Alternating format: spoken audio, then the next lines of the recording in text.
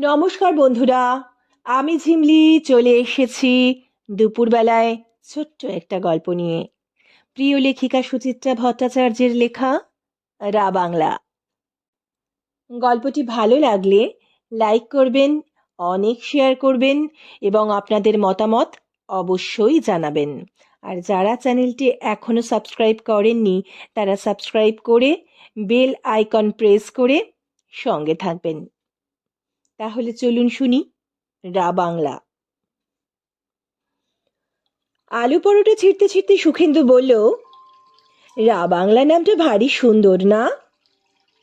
সপ্তমীর সকাল, বাইরে ঝলমল করছে পিতল রঙা রোদ, কালো আকাশে একটু একটু মেঘ ছিল। আর আজ তাদের ছিটে ফোটাও নেই, ঝকঝক করছে ঘন নীল। বাতাসে নিয়ম মতোই পুজো পুজো গন্ধ। কস্তুরী মেয়ের প্লেটে সস ঢালছিল, ফিক করে হেসে ফেলল। এসব অদ্ভুত জায়গা কোথা থেকে জোটাও বলো তো? সেবার মুসৌরি বেড়াতে গিয়ে কোথায় যেন নিয়ে গিয়েছিলে? ধনউল্টি। হ্যাঁ হ্যাঁ, ধনউল্টি।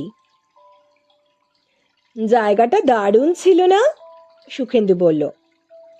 ছাই দারুণ, শুধু কুয়াশা আর বৃষ্টি, ভালো করে হিমালয় দেখাই গেল না। তোমার দেখার চোখ নেই। কি শিরিন নিস্তব্ধ জায়গা, যেন এই পৃথিবীর বাইরে। রা বাংলা ওর চেয়েও ভালো। কেন? তোমার অফিসের দীপ্তেশ বাবু বলেছে বলে? কস্তুরী বলল। দীপ্তেশ রায় দুনিয়া চষা লোক, তার চোখ ভুল বলে না। নীল হিমালয়, সবুজ অরণ্য, হাত বাড়ালেই নাকি কাঞ্চনজঙ্ঘার চূড়ায় সোনা পিছলচ্ছে আর রাত্রির বেলা লুকোচুরি খেলছে রূপলি জ্যোৎস্না। উফ, কি এক্সাইটিং! দেখো, গিয়ে যেন আবার আশাহত হয়েও না। প্রশ্নই আসে না, পাহাড় আমায় কখনো নিরাশ করেনি। মিক্সড পিকল জিভে ঠেকিয়ে চুকচুক আওয়াজ করছে বুবলি। তার এবার ক্লাস 9, সদ্য চশমা নিয়েছে সে।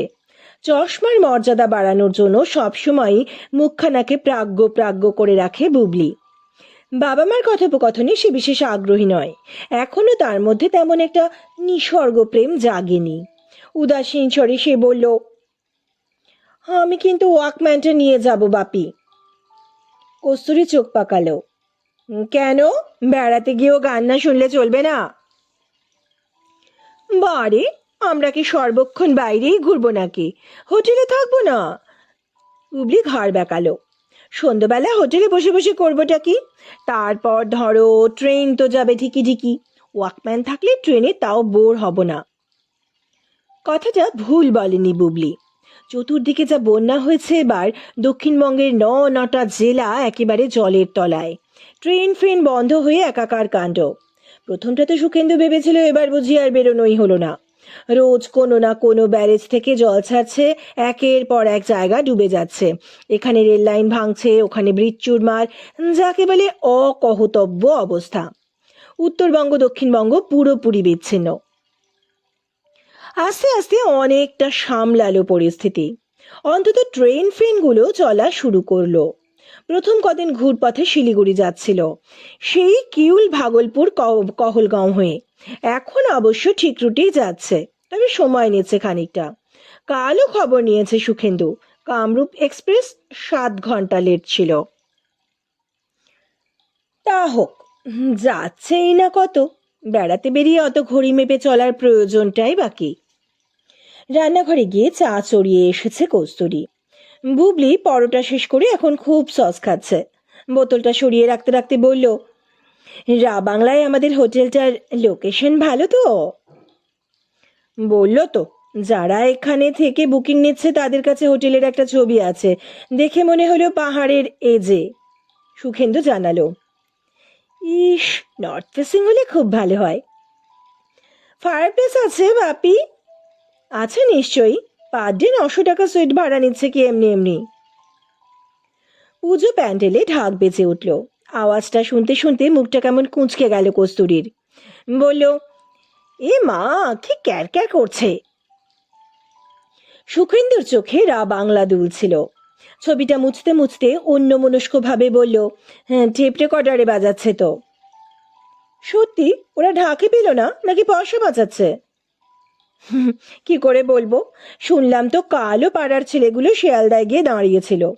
সুখেন্দু কাঁধ ঝাঁকালো। তবে হ্যাঁ, ঢাকির এবছর খুব আকাল।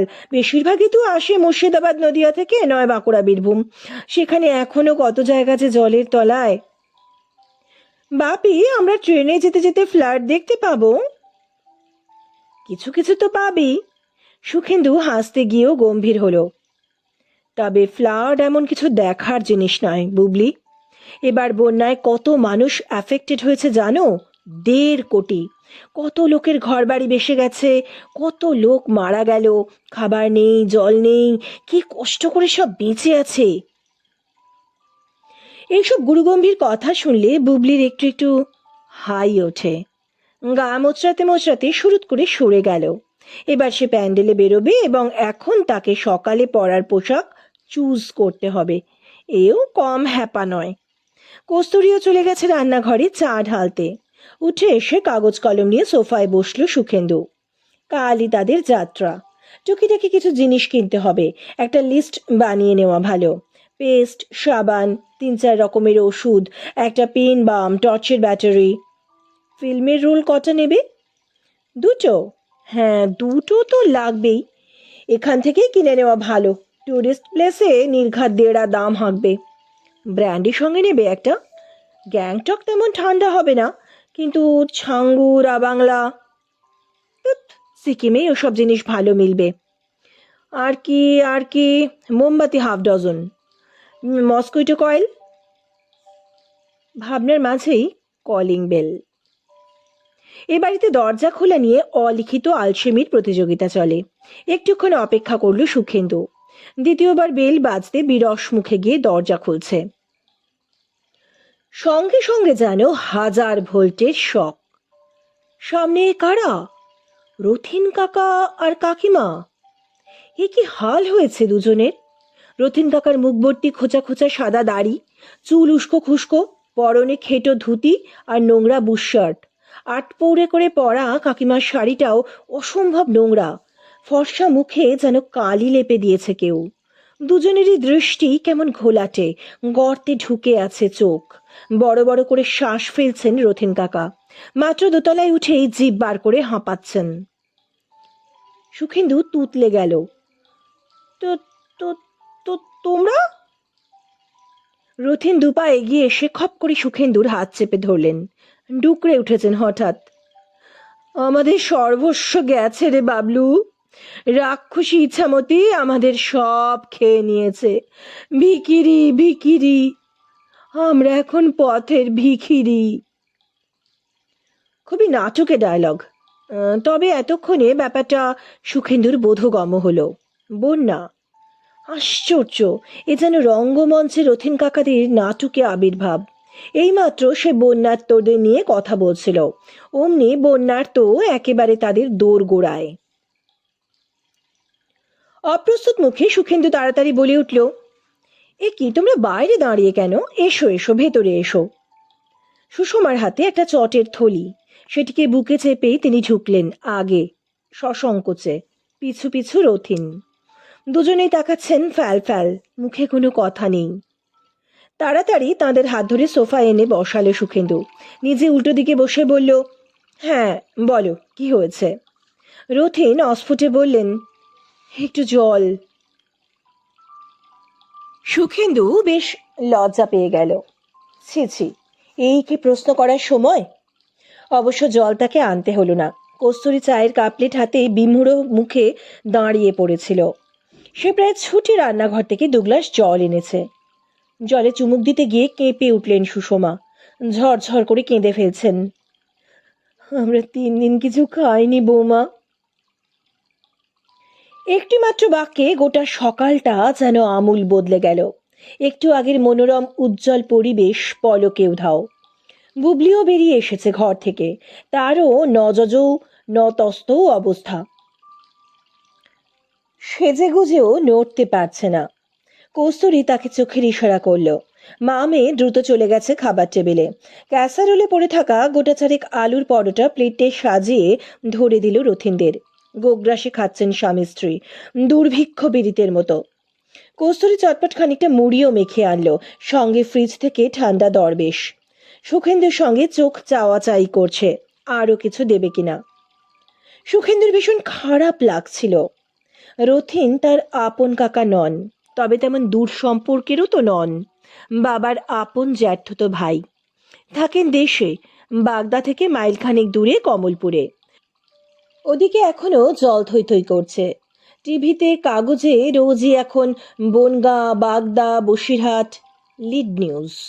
অথচ সেভাবে রথিন কাকাদের কথা মনে আসেনি কেন?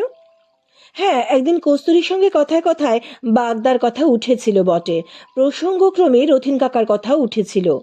কিন্তু কেন যেন মনে হয়েছিল রথিন কাকারও তো মোটামুটি অবস্থাপন্ন লোক, নিজস্ব পাকা বাড়ি, বনগাঁ রোডের ওপর অত বড় স্টেশনারি দোকান আছে, জমি জমাও খুব কম নেই, সুতরাং তাঁরা হয়তো নিরাপদেই আছেন। কিন্তু প্রকৃতি যে ধনবানদেরও রেয়াত করে না, এর সহজ সত্যটা মাথায় আসেনি। ঘূর্ণিবৃত্তি হওয়ার পর মোটামুটি ধাতস্থ হয়েছেন স্বামী স্ত্রী। একটু একটু করে তাঁদের মুখ থেকে শোনা গেল সব। কি ভয়ঙ্করভাবে কামান দাগতে দাগতে জনপদের উপর আছড়ে পড়েছিল ইছামতি, কিভাবে হুড়মুড় করে জল বেড়ে গেল, স্রোতের টানে ভেসে যাচ্ছে মানুষ, চিৎকার, কান্না, হাহাকার।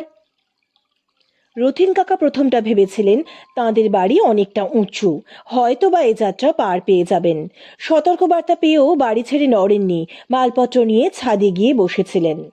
কিন্তু দেখতে দেখতে তাঁর ছাদ অবধি। শেষে উদ্ধার পার্টি এসে নৌকো করে স্কুল বাড়িতে নিয়ে যায় সকলকে। প্রাণ যায়নি ঠিকই, তবে সেখানে এক কণা খাবার জোটেনি। মাঝে একদিন চিঁড়ে গুড় এসেছিল, তারপর আবার দোতলার একটা বারান্দার ধনী দরিদ্র, হিন্দু মুসলমান, নারী পুরুষ সব একত্রে ঘেঁষাঘেঁষি করে রয়েছে। চোখ মুছতে মুছতে রথিন বললেন, এর মধ্যে লুটপাটও চলছে বুঝলি। একদিন মাঝরাত্রে নৌকো করে একদল লোক এলো, আমরা ভাবলাম রিলিফ পার্টি। তারা ছুরি বন্দুক দেখিয়ে যার কাছে যা পারে ছিনিয়ে নিয়ে গেল। তোর কাকিমার হাতের বালা, চুড়ি, বৌমার গলার হার, কানের দুল, এমনকি সোনার বাঁধানো নোয়াটাও। সুখেন্দু জিজ্ঞেস করলো, ভোম্বল, ভোম্বলের বউ কোথায়? ওখানেই আছে, পড়ে আছে, দাঁতে দাঁত কামড়ে। ভোম্বলি তো আমাদের জোর করলো, বললো যেমন ভাবে পারো যার কাছে হোক চলে যাও। বাড়ি দোকান ভেসে গেছে বটে, তবে জল নামলে তো দেখতে হবে কিছু বাঁচলো কিনা, সামনে না থাকলে তো সব সাফ হয়ে যাবে। স্কুল বাড়িতে যাওয়ার সময় যতটুকু পারি সঙ্গে নিয়েছিলাম, লুটপাট হয়ে যাওয়ার পর যেটুকু পড়ে আছে ভোম্বল আর ভোম্বলের বউ সামলাচ্ছে। আমরাও আর পারলাম না রে। রথিন ফুঁপিয়ে উঠলেন। মরিয়া হয়ে শেষে নৌকো করে হেঁটে আবার নৌকো করে কিভাবে দমদম পৌঁছেছি এখন আর বলতে পারবো না রে বাবলু। চুপ করুন তো। কস্তুরী নরম গলায় বাধা দিল। এখন জিরোন একটু, চান টান করুন ভালো করে, তারপর খেয়ে দিয়ে একটু ঘুমোলে সব ঠিক হয়ে যাবে। বলছো বৌমা? হ্যাঁ, উঠে পড়ুন। আপনারা বুবলির ঘরে চলে যান, আমি ততক্ষণে একটু চালে ডালে জড়িয়ে দিই। বলতে বলতে সুখেন্দুর দিকে ফিরল কস্তুরী। এই, তুমি বুবলির ঘরটা একটু ঠিকঠাক করে দাও না। সুখেন্দু বুবলিকে ডাকলো, আয় আমার সঙ্গে একটু হাত লাগা। বুবলির প্যান্ডেলে যাওয়ার উৎসাহ কমে গেছে। ট্রেন থেকে বন্যা দেখার আগেই দুটো জলজ্যান্ত বন্যার তো একেবারে বাড়িতে এসে হাজির। এতে যেন সে বেশ রোমাঞ্চিত। পটাপট নিজের জামা কাপড়গুলো সরিয়ে আনলো বাবা মার ঘরে। নিজে থেকেই প্রায় অচেনা দাদু দিদার সঙ্গে কথা বলছে টুকটাক। ঘর গোছাতে গোছাতে সুখেন্দুর মনটা কেমন যেন খচখচ করছিল। কালকেই তাদের ট্রেনের টিকিট, আজই রথিন কাকারা। এই মুহূর্তে তার কি করা উচিত? যেতে তো হবে কাল, কিন্তু এদের ফেলে কেমন করে যাবে? চিন্তাটাকে মাথায় নিয়ে রান্নাঘরে এলো সুখেন্দু। ফিসফিস করে বলল, কি গো, কি করব? কস্তুরী আলো কুটছিল, ঘাড় না ঘুরিয়েই বলল, কিসের কি? এরা তো বডি ফেলে দিল, আমাদের যাওয়ার কি হবে? সুখেন্দু বলল, কপাল খারাপ, হবে না। কস্তুরীর যেন একটা ছোট্ট শ্বাস পড়ল। যাও, টিকিটগুলো ক্যান্সেল করে এসো। আবছা ভাবে বাংলা দুলে গেল সুখেন্দুর চোখে। নীল নীল পাহাড়, সবুজ অরণ্য, রূপলি জ্যোৎস্না। অসহিষ্ণু মুখে বলল, যা, তা হয় নাকি? আর কি হয় তাহলে? কস্তুরী বলল, সাফ সাফ বলে দিই কাল আমরা চলে যাচ্ছি, মিথ্যে তো নয়। বলা যায় দুটো মানুষ অমন বিপদে পড়ে এসেছে। সুখেন্দু একটু চুপ করে থেকে বলল, তাহলে এক কাজ করা যাক, ওরা নয় এখানে থাকুক, আমরা বেরিয়ে পড়ি, মাত্র তো 7 দিনের প্রোগ্রাম। তা হয় না। কেন হয় না শুনি? খারাপ দেখায়, কস্তুরী বলল। খারাপ দেখানোর কি আছে? চাল ডাল আলু কিনে দিয়ে যাব, ফ্রিজ রইল, টিভি রইল, ওদের অসুবিধাটা কি হবে শুনি? তবু হয় না, তবু খারাপ দেখায়। লোকে কি বলবে? বানভাসী কাকা কাকিমা আশ্রয় নিতে এসেছিল, তাদের ফেলে রেখে আমরা। আর কথা এগোলো না। সুষমা এসেছেন দরজায়, স্নান সেরে ফেলেছেন। বুবলি একটা তাঁতের শাড়ি বার করে দিয়েছে, অনেকটা তাজা দেখাচ্ছে তাকে। সংকুচিত মুখে বললেন, তোমার সঙ্গে একটু হাত লাগাবো বৌমা? না না, কিছু দরকার নেই, আপনি বিশ্রাম নিন। তবু শুনলেন না সুষমা, রান্নাঘরে ঢুকেই পড়েছেন। সুখেন্দু সরে এলো সেখান থেকে, শোয়ার ঘরে গিয়ে চিৎপাত হয়ে সিগারেট ধরিয়েছে। দুপুর পর্যন্ত কস্তুরীর সঙ্গে একান্তে কথা বলার আর সুযোগই হলো না। পরিতৃপ্তি সহকারে আহার সারলেন রথিন। তার মধ্যে মাঝে মাঝে চোখ মুছছেন আর শোনাচ্ছেন ভয়াবহ অভিজ্ঞতার কথা। এক মা নাকি বাচ্চা নিয়ে গাছের উপর বসেছিল, সেই বাচ্চা পড়ে গেছে কোল থেকে, সঙ্গে সঙ্গে ঝাঁপ দিয়েছে মা, প্রবল তোড়ে দুজনেই নিশ্চিহ্ন।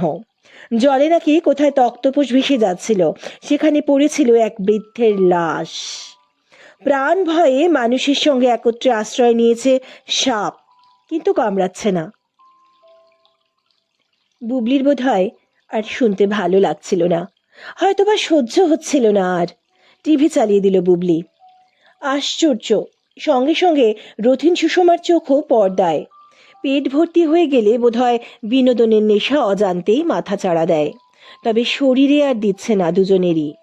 2-4 মিনিটের মধ্যেই ঢুলতে শুরু করেছেন স্বামী স্ত্রী। কস্তুরীকে ব্যালকনিতে ডেকে আনলি সুখেন্দু। গোমরা মুখে বলল, কি হলো, কি ঠিক করলে?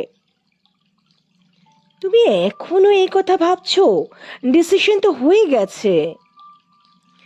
না মানে, ওদের অন্য কোথাও চালান করে দিলে হয় না? ধরো দিদির বাড়িতে যদি পাঠিয়ে দিই, ফোন করবো একবার দিদিকে।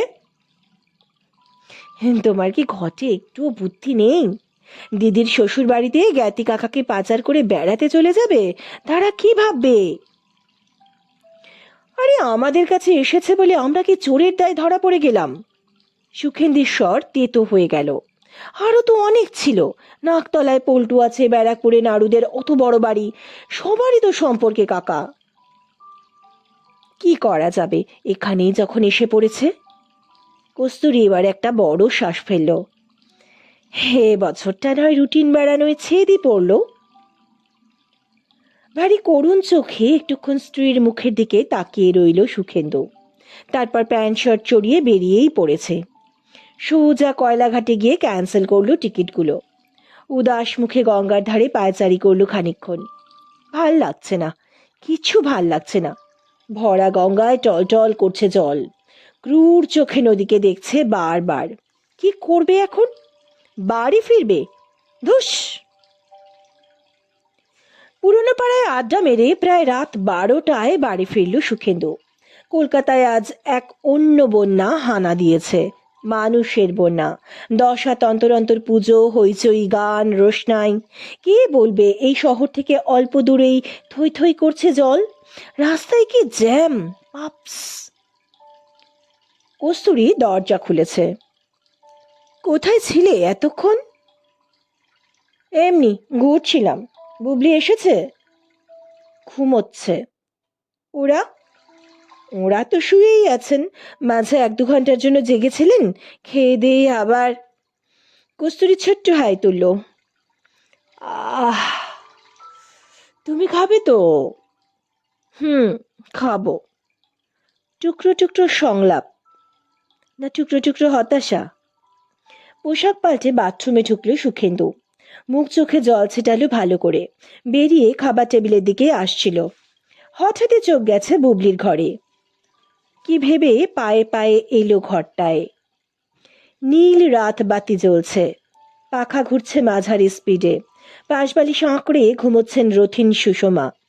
সুখেন্দু স্থির দাঁড়িয়ে দেখছিল দুই আশ্রিতকে। কি নিশ্চিন্ত নিঃশঙ্ক ঘুম। রথিন কাকার নাক ডাকছে ফরর ফরর। কাকিমা একটু কুঁকড়ে মুকড়ে আছেন। এখন আর কারুর মুখে আতঙ্কের ছায়াও নেই। সেখানে এখন নীলাভ জ্যোৎস্না। খেতে দিয়ে ডাকতে এসেছে কস্তুরী। কি দেখছো হাঁ করে? সুখেন্দু বুক ভরে শ্বাস টানল, ছাড়ছে আস্তে আস্তে। মৃদু গলায় বলল, রা বাংলা। বন্ধুরা, আজকের গল্প এখানেই শেষ হলো। সুস্থ থাকবেন, ভালো থাকবেন। নমস্কার।